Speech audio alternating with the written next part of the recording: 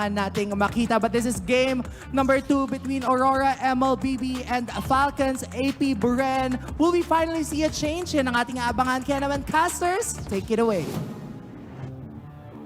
And away we go.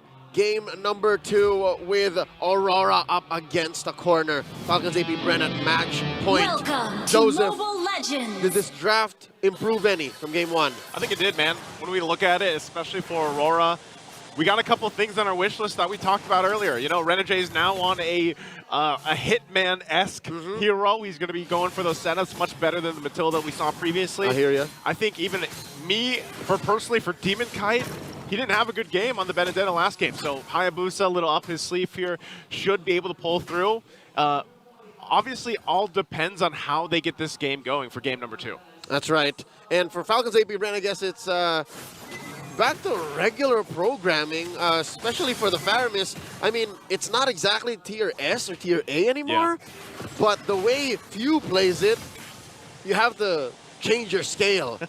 Looking at how hard they can lean in to these team fights, you have a Hylos, you have a Harith, and again, the aforementioned Faramis, and of course, Flap TZ on the Edith. I think Aurora have their work cut out for them. Looking at these early builds, interesting how off camera now Super Marco can kind of bully Doming here. Like that's rare that a Harith can actually win an early game bout against a Moskov. Yeah, against a Moskov nonetheless, but again, anytime you talk about FCAP, you have to take whatever your scales are and your standards and change it a little bit, right? These are, they've gone through the test of time, I would say, for this lineup from FCAP, and it shows in a lot of the way they play. And even if they're not getting kills, their macro gameplay is still on point. I know there was an initiation on the bottom side, but I'm not sure. Okay, I was going to say, I'm not sure if they would actually convert that to a kill again. This is a Charisla. Body of Smith passive is going to play a part in that. Yep. And Turtle's now up, though. Interesting decision for Abun Jingjing. Edward has to think, hey man, do I heal or do I stay here for level 4? Kyle with the secure, and Renegade and Demon Kite can't do nothing. Yeah, so quick on that. Again, it was, you know, it looked like Demon Kite wanted to go for that, you know, 1 versus 1 retro battle, if that. And again, that's why you have a Hayabusa, too. Usually you're able to pull things off like that, but... Wait. Are we looking at the same game, Joseph? Because look, Kyle's at level 6. Yeah. DK at 4. Yeah, he got slowed down. I mean, he just hit the level 5. But I don't know, man. It's partly due to the fact that Hylos brings so much pressure to these lineups. Domeng also really low. Going back to the point. Ooh. Look what Super Marco's managed to do against Domeng on this Harith. Who's bulletproof now? And now Kyle's going to start taking away little camps away from DK. This is going to hurt. You know what? I reckon I double down on that. Maybe it's the Hylos too. Maybe it's just open, just asserting dominance.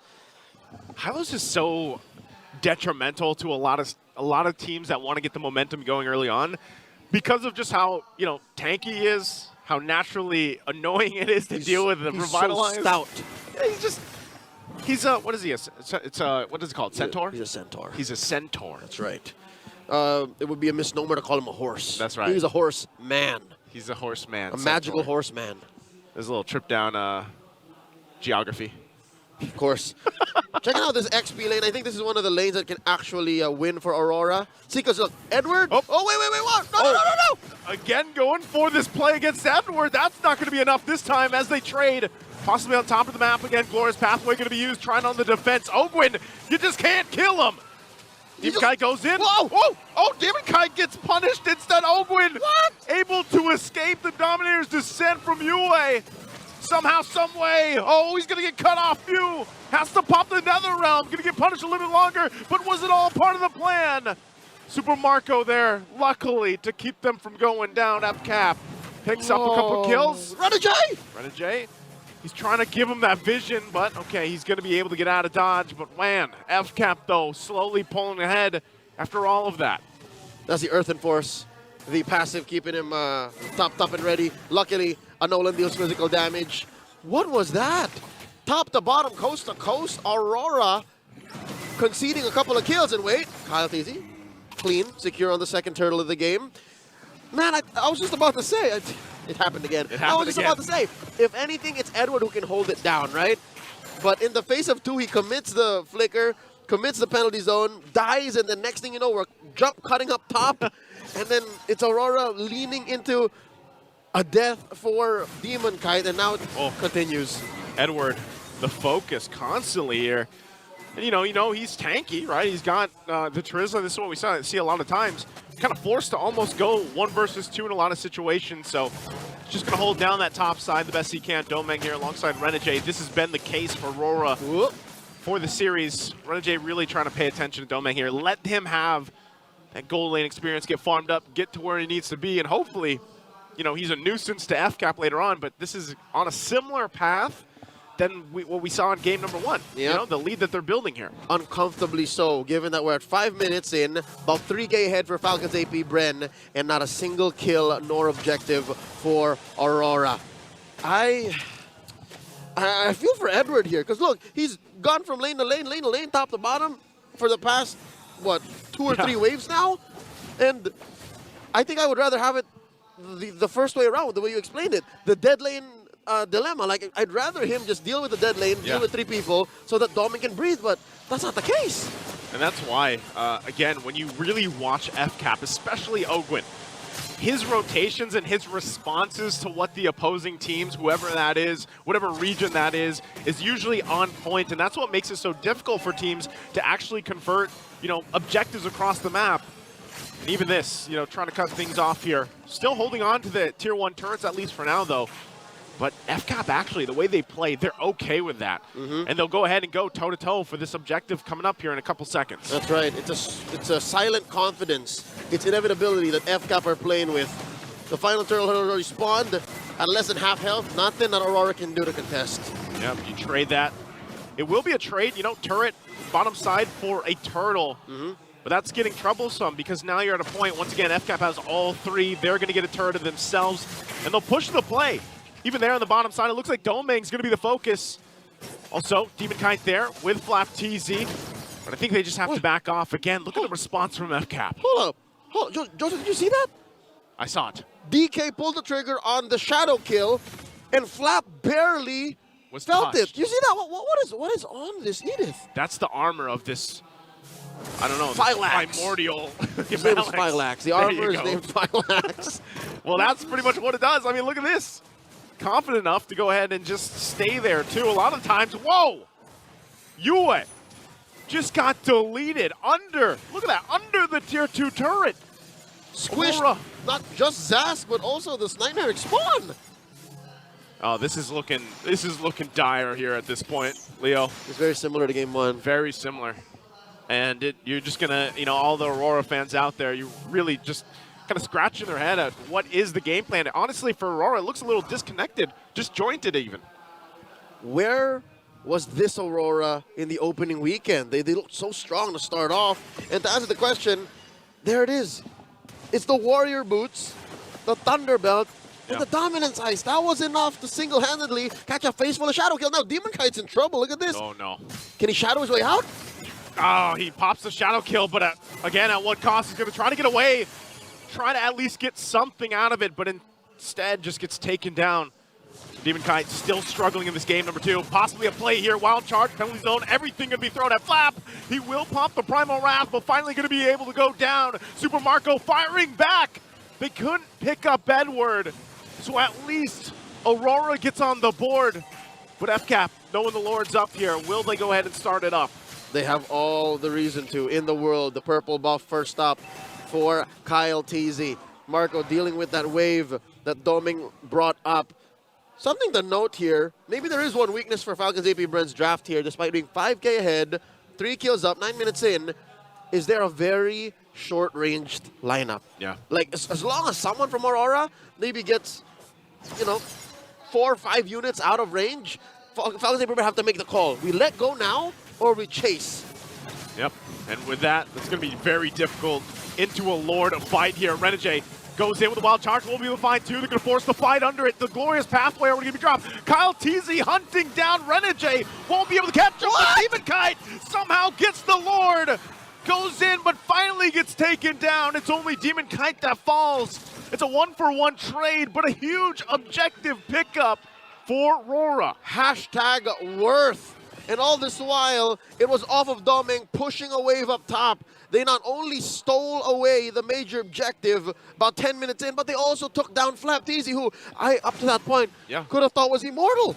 I thought Flap wasn't going to go down ever.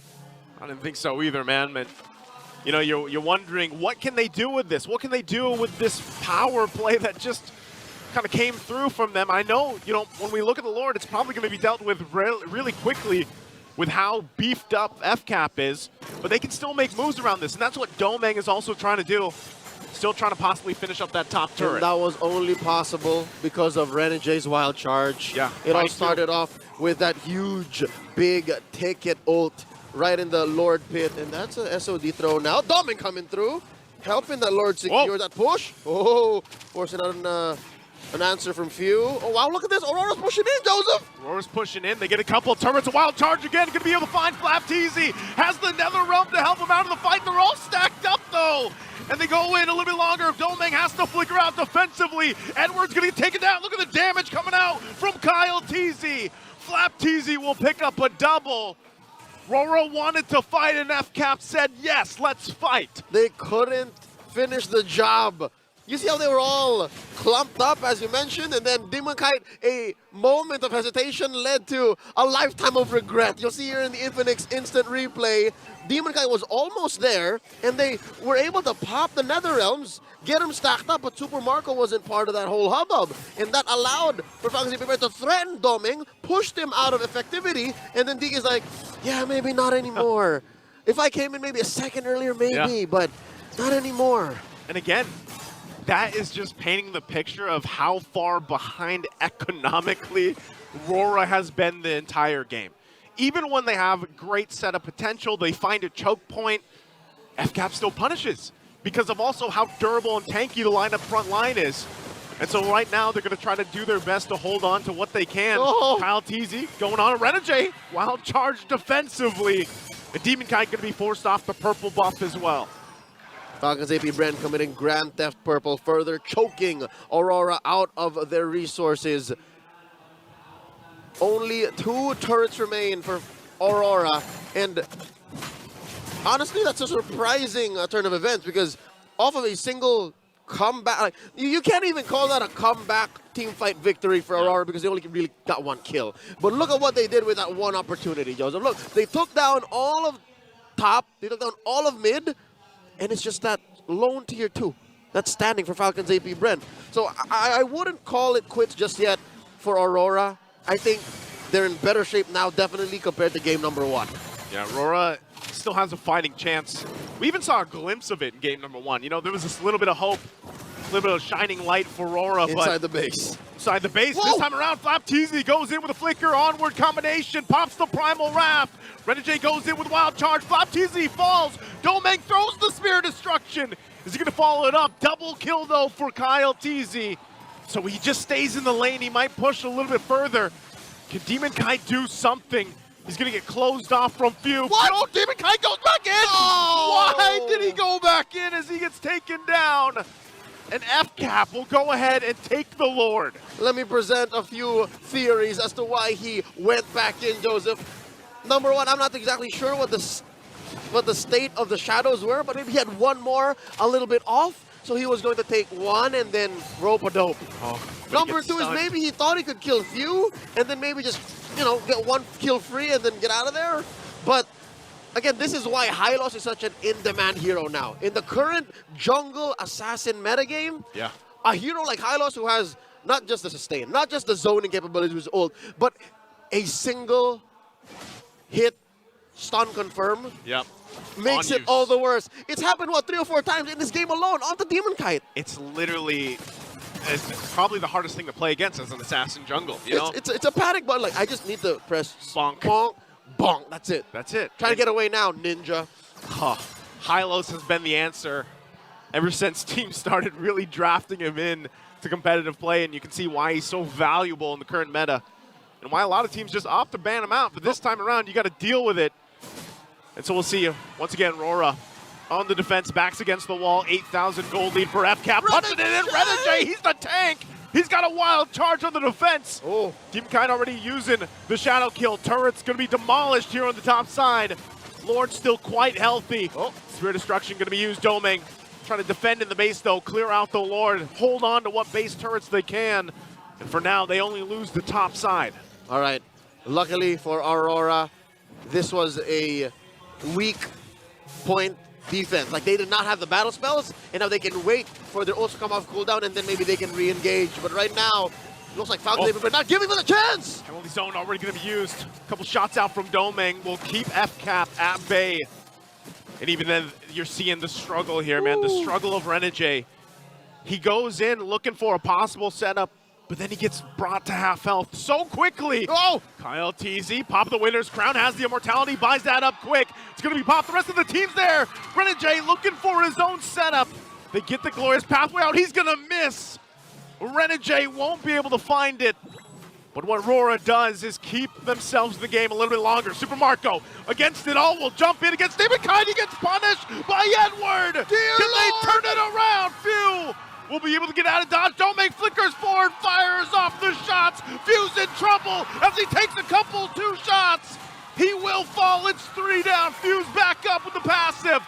The turret of the tier 2 is going to go down. And Aurora eyes the base turret of FCAP. But it's Oakwood and Few. They're still going! They're still going! Aurora do so much with that shutdown on the Kyle, taking out Few and Super Marco in its wake! This is back to it, Leo. There's more hope in game number 2 for Aurora than there was in game 1. And if anything, they could have won game 1 if only it lasted maybe 2 more defenses, 2 more team fights like that. Falcons AP Bren now. Wow. Their lead got snapped in half. They're looking at a 2,000 gold lead, and now a Lord. Here it comes, Kyle TZ, who's going to be able to win the Retribution battle. It gets reset a little bit, still under half health, though. They might want to take this very cautiously, and now 4th health on the Lord. They're going to press the situation. Kyle TZ, they drop down the glorious pathway, still going to go forward, and Kyle TZ will get the Lord. And now the fight's going to break out. Renegade already immortality going to be popped. Domeng has to flicker out too. Oh, he's going to get cut off possibly here. He's in trouble. It's only Domeng gets cut off from the team. Flap TZ will jump in. Domeng playing around the bushes. But what can you do? Pops the wind of nature. Fires off. But Super Marco will win the bulletproof battle as he picks up the kill. Super Marco taking down Doming in that final moment. Could have been the nail in the coffin. 2 down, 3 defenders, Yue, DK, and Renegade. A Lord up top. Bottom lane about to crumble as well. Falcons AP Red could get away with a sweep. Bottom turret already going to go down. Lord is up here. Aurora on the defense. Glorious pathway once again to cut him off from the defense. Demon Kite tries to clear the waves. Renegade gets deleted off the map. Lord still up, and that's going to be it as the base is worked on. And FCAP will clean up through and sweep the series.